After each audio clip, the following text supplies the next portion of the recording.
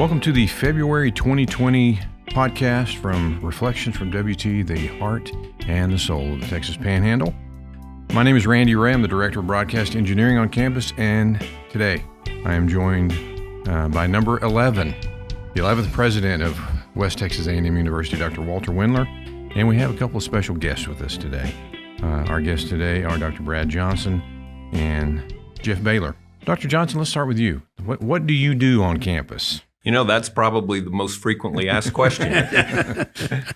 Vice President of Strategic Relations is, I think of it as a combination of kind of a external relations and special projects role. I think that Dr. Wendler has looked at the opportunities to leverage his own external influence by making sure that there's somebody on the team who can spend time with community college leaders and with superintendents of schools and others to move the WT125 vision forward for the Texas Panhandle and beyond. So you mentioned community college. That's something you have a little experience with, right? That's true. I was 23 years in Texas community colleges prior to coming to WT. And in a variety of roles. I actually started as a 9-month academic advisor and ended up over in East Texas in community college there as president of Northeast Texas Community College. So it was an interesting ride through that whole spectrum of roles within those institutions. Dr. Wendler, does Dr. Johnson work pretty closely with you on a day-to-day basis? Yeah, but he understands the position of CEO of the organization, even though the community college is a little different than the university, but only a matter of degree. No pun intended. The fact of the matter is that it's you're the leader. So Brad is able to run with things very nicely, and I don't have to. I don't. We spark an idea, and off he goes. And that's and thankfully, actually, the whole executive leadership team right now is largely that way. And I'll tell you the truth, I can't imagine with a bunch of people standing around waiting for me to tell them what to do. I don't have to do that with Brad. So that's nice. Yeah, it is. One nice. thing I know that you both are pretty passionate about is student debt. Talk a little bit about that. I'll just say a word. Our debt levels are holding steady, slightly down. We're going to do more. It's funny you mentioned that today because earlier this morning I was working on dusting off some student debt ideas about ways to reduce student debt, and I think we're going to energize those. I think it's time, and I want students to leave with a debt level that's no more than 60% of their anticipated first-year starting salary. And we have people leaving with twice that. And that's just not, it straps them into a job that they may not want, or a career that they may choose not to do. And I think generally our whole group is passionate about it. We want to be cost-effective and do everything we can to help students. How do you feel about it, Dr. Johnson? Well, I think reflecting on the kind of the differences between a university mission and a community college mission, debt is a very interesting part of that. But as Dr. Wendler just articulated, it really comes back to the same principle. What can you reasonably anticipate you're going to be able to earn post-degree?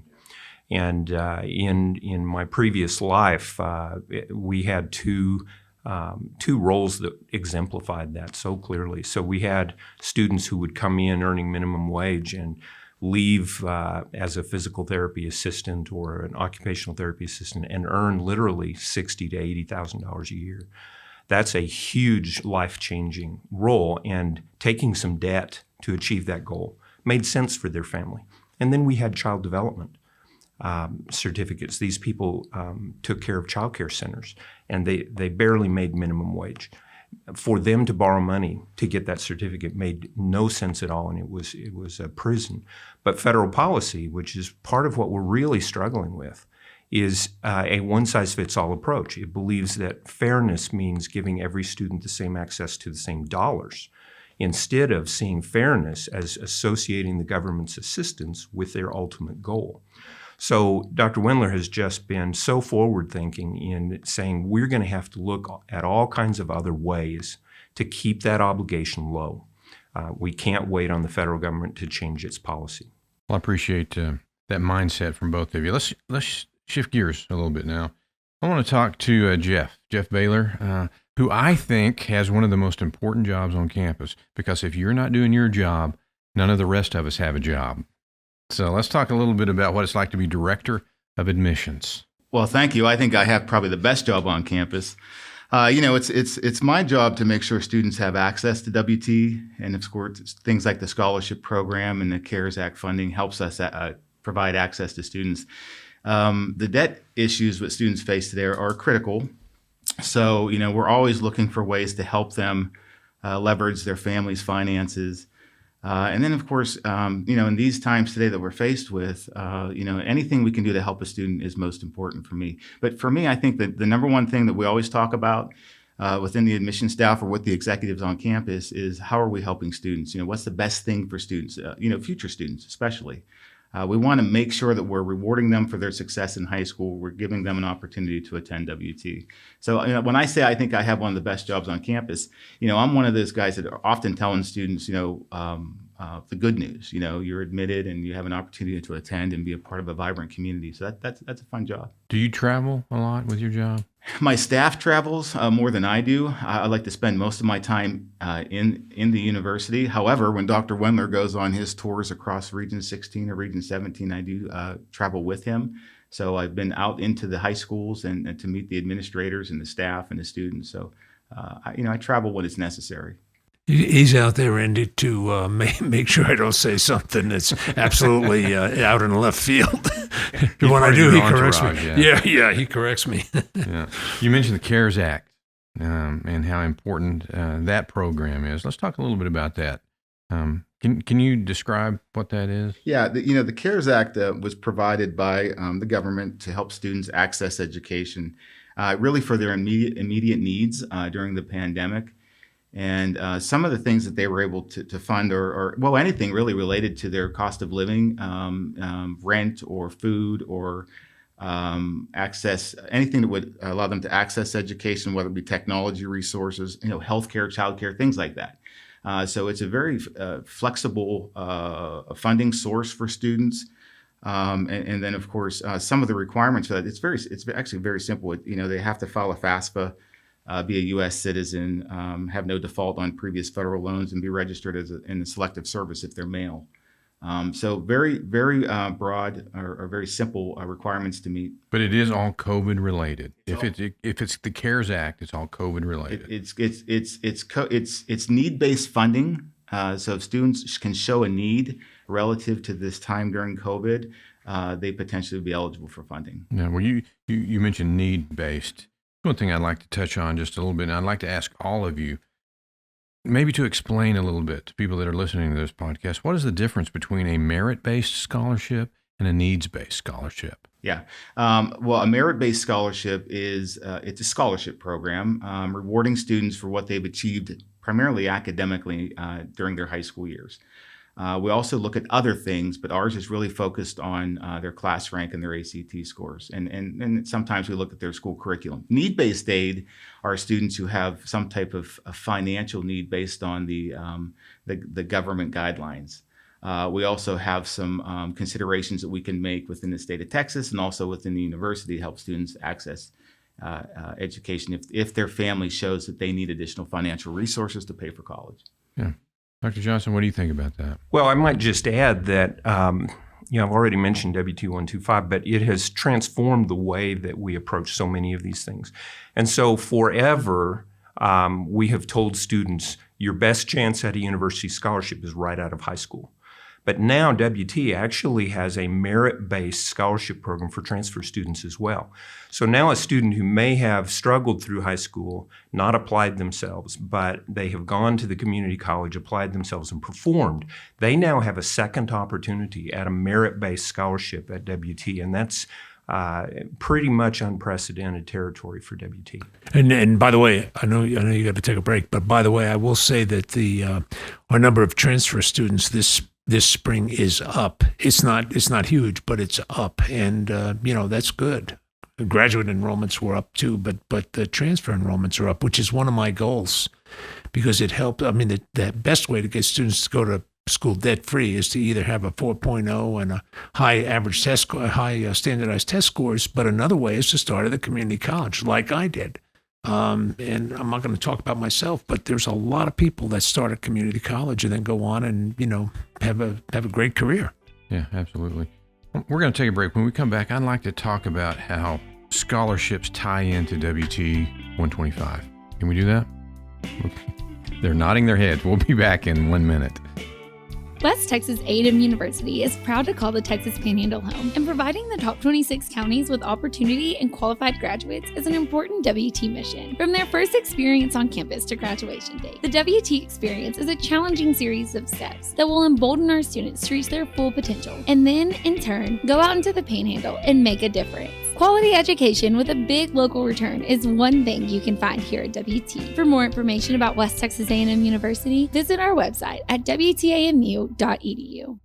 West Texas A&M University is a student body that learns by doing and is always seeking opportunity. Talented and accomplished faculty that teach both in and out of the classroom. Programs that provide timeless information and meet the challenges of today's world. Facilities rich in technology as well as WT history. Now is the time to strengthen connections and open doors for tomorrow's leaders. Share your experience, share your heritage, share your pride.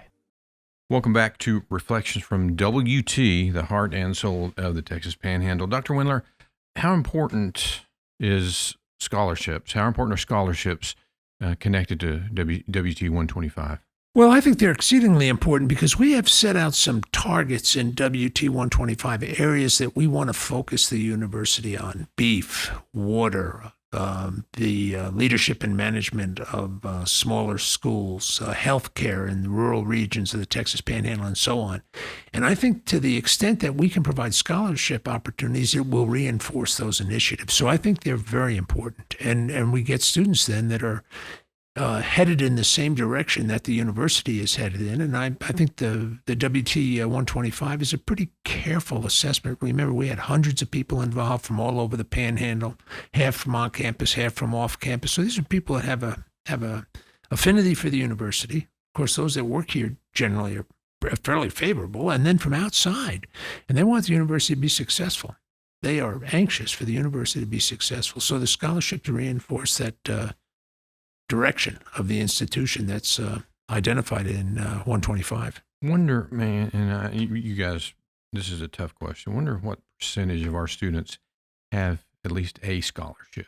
Would you guys know how to guess at that? Yeah, it's fairly significant. That's what I would think. The number that's popping into my mind, and I've looked at this number several times, is around over 40%. Which is significant when you think of the amount of money students receive per student. Of course, when we looked at that, that's why we enhanced our scholarship program this year. And this CARES grant that we got, which was we were talking in the break, around $2.8 million, which is going to be very helpful to a lot of students. And it's kind of up to our discretion how we dole that out, which is nice that it's very open like that. Dr. Wendler, I wanted to ask you about another scholarship. Chancellor Sharp's wife recently passed away, and which was we were all very sad about that. But one thing that you helped initiate is a scholarship in her honor. Could you talk a little bit about that? Yes, we did. Actually, it was Todd Raspberry's idea, and a very good one, as a means to recognize the contribution that Charlotte has made to both the state of Texas and, of course, to the Texas A&M University system. And, frequently the spouse is quietly toiling away at various things, and we felt like it was a good opportunity to recognize that. We committed $25,000 to endow, which is a modest scholarship. but we're getting fairly significant participation now, and that number is growing. And my guess is that it'll reach $50,000 before it's done. And that is a merit scholarship, as opposed to what we were talking about. Yes, it's earlier, merit-based. Yes. Scholarship. Yep. Do any of you have a story that you could tell us about a student that needed a scholarship and got one? Do you have one that comes to mind? Yeah, we have many of them. Let's hear one. Well, I'll give you an example of something that happened recently. I was in the hallway of Old Main, and I saw a family. Sitting in the hallway, mother, father, and daughter. And mother was on her phone. Dad was sitting patiently, and daughter had her head in her hands. Just looked like she wasn't having a very good day. When I approached her, I found out that, she was struggling to pay her bill, right? And the mother was on the phone trying to access a Parent Plus loan, so additional loan money. I walked her down. I asked the student if she'd come down and talk with me. I walked her down the hall. She met with the scholarship office, and we immediately identified a funding source. And she had the academic background to qualify for a scholarship. We funded the entire balance with a scholarship, and the parents did not have to borrow any more money, and we got her signed up for the next term. And that's just one example of students.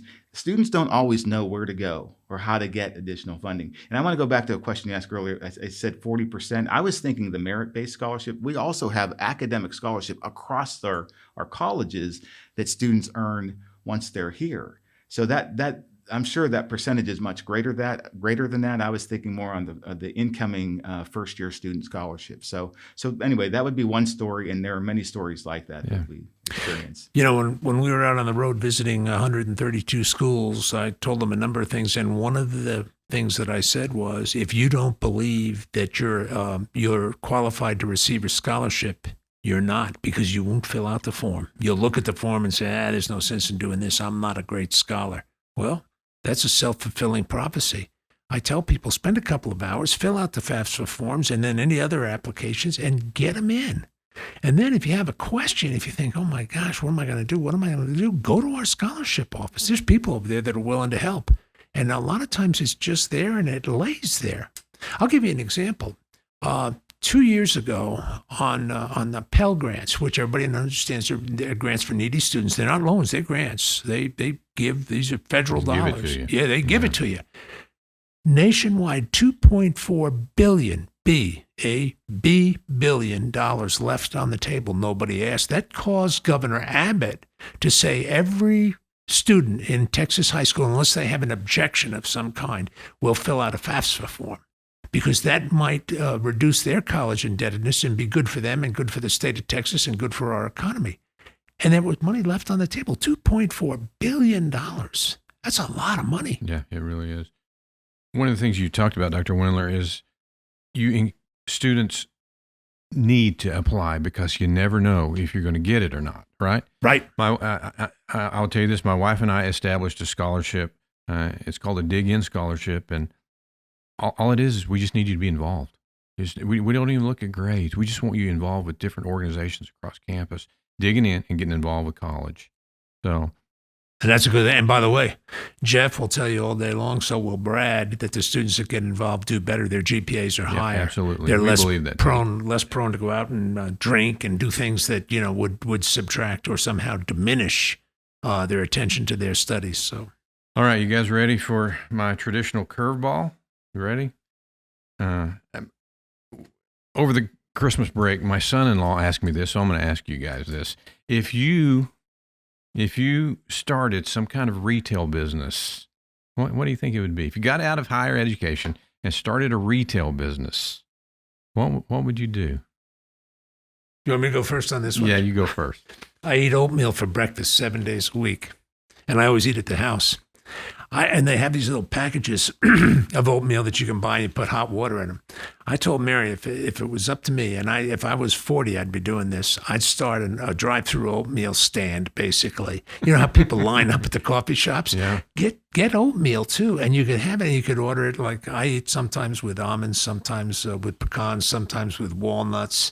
I put all kinds of stuff in it. Sometimes with frozen fruit, sometimes with oranges in it, and mix It's it all kind of like up. the yogurt thing, except it's Yeah, oatmeal. except it's oatmeal. And you know what?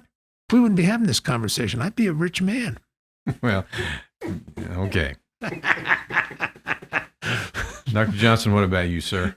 What kind of retail store do you think you would like to operate? Well, I'll tell you, they opened a Starbucks at the end of my block maybe 3-4 months ago. And every day when I leave home, there is a line of cars out there. So I can tell you one thing I'd look very seriously at would be a Starbucks franchise about anywhere, because it's pretty incredible what throughput they generate on that. But Are you a You could coffee just drinker? peddle oatmeal out of that thing too. Oatmeal and coffee. There we Oatmeal go. and coffee. Yeah, I mean, you Jeff, know. your turn. What would you do? That's a really tough question. I know it. I think I would open a drive-through pickled egg stand.